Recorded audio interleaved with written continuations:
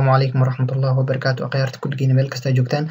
Videogan qofa soo codsaday marka waxaa idin tusaa sidii aad ku xiri lahayd GNS3 iyo VMware aad iskula xiri lahayd. Marka dadka akhyaarta networking-ka jecel marka waxaa idin tusaa hadarta inta hadaan tagno GNS aan ku qoraynaa run as administrator inaan dhahnaa rabnaa. So run as administrator markaa dhahdid waa kana intuu iskeenaa. So marka sidaa u jeediin okay adheena yes adheena dib malahan. Marka waxaa furanaynaa faalashan dhanteeno yaala. Marka waxaa waaye waa soo qaadanaynaa routerkana soo qaadanaynaa. Waxaa kaloo u baahannahay oo kale cloud-kan waa u baahannahay. So cloud-ka waa kana sidaa u jeedid cloud-ki waxaa dhahaynaa configure aad dhahaysaa kadib cloud aad taabanaysaa kadib meesha rabtid aad taabanaysaa. Marka saa u jeedid VMware wuxuu leeyahay network adapter 1 aan sameynaynaa. Adapter 1 hadaa sameysid adapterka aad aad dhahaysaa ha iloobin aad inaad dhahdid okay kadib apply aad dhahaysaa kadibna okay aad dhahaysaa. So fiilaa soo qaadanaysaa oo kula xiriirinaysaa fast ethernet 0/0 gelinaysaa kadib intaa gelinaysaa. So marka inta gelisid kadib IP address inaad u sameysid laga rabaa kulli waa soo kicinaynaa. Marka faylka intaa tagaynaa so halkaan taabanaynaa. Marka so hadda saa u jeedin routerkeena wuu soo kacaa. Marka IP address aan siinaynaa oo ku buufsiinaa. Marka IP address oo waxaa siinaynaa oo iska caadi ah. So marka sidaa u jeedid waxaa dhahaynaa enable aad dhahaynaa conft aad dhahaynaa kadib. So markaas kadib waxaa dhahaynaa intfa 0/0 aad dhahaynaa. Waxaa waaye markaas IP address aan siinaynaa. Markaas IP address 192.168.0.1 aad dhahaysaa directed. So kadib 255.255.255.0. So markaas enter aad dhahaynaa no shutdown waa sii dhahaynaa. So no shutdown markaa dhahno meesha intaha lagu haayo calaamadda tan maahan waxaa isku qalda packet tracer. Okay hadda saa u jeedid wax yar kadib wuxuu soo sheegaa inuu on yahay. Waa ujeediin. So marka waxaa ujeediin up inuu yahay waa ujeediin. So marka waxaa tagaynaa VMware-ka inaad tagaynaa workstation-ka inaad tagaynaa password-ka gelinaa. So password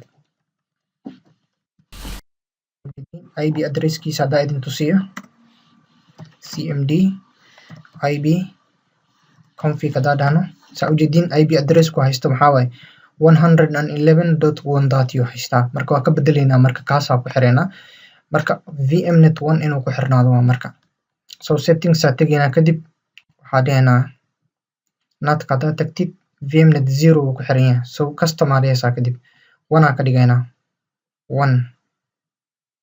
So 1 aad dhahaynaa okay aad dhahaynaa kadib. Okay 1 markaa dhahno kadib waxaa dhahaynaa waxaa tagaynaa intaa tagaynaa local area network aad tagaynaa properties aad tagaynaa waxaa tagaynaa IP version 4 kadibna waa gelinaynaa IP address-ki meesha. So 192.168.0.2 aa siinaynaa ilan waxaa siinay routerkii 1 aa siinay. So 192.168.0.1 waay. So marka okay aad dhahaynaa. Okay hadaa dhahno waa ujeediin intaa taabanaynaa. Waa ujeediin isla markiiba wuu soo qabtay network saa ujeediin waa ujeediin. Marka inta hadaa imaano waxaa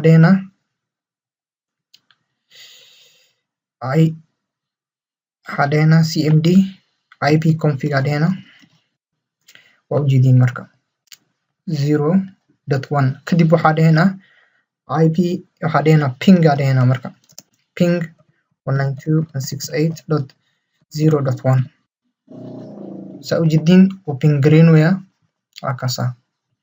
So marka key aan ku laabanaynaa haddana routerka ku laabanaynaa.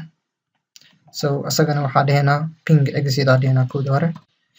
So ping aad dhahaynaa 192.168.0.2.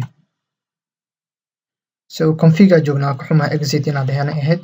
So hadda intaa joognaa ping aad dhahaynaa 192.168.0.2. So saa u jeedid 5 jeer u diray 100% waxaa waaye sidaas. So marka hadaa u baahatid inaad kula xiriirisid kuwa badan so midkaana idin kula xiriirin lahaa laakiin kan wuxuu wadaa update soo wadaa saa u jeediin workstation-kana kula xiriirin lahaa idin tusin lahaa mid kale.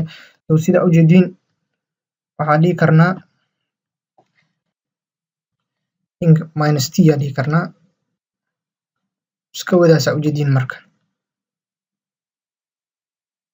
waa kaasaa marka haddana videoga soo socda waxaa idin tusaa GNS3 sida loogu xiro putty maadhanin sida ugu xir leen putty waa inta ugu soo dhexgeli leed GNS3 routerkan oo inta yaalo so easy waa haddaa rabtid adaa samaysan kartid waxaa galaysaa oo keliya routerkaa galaysaa waxaa enable garaynaysaa telnet SSH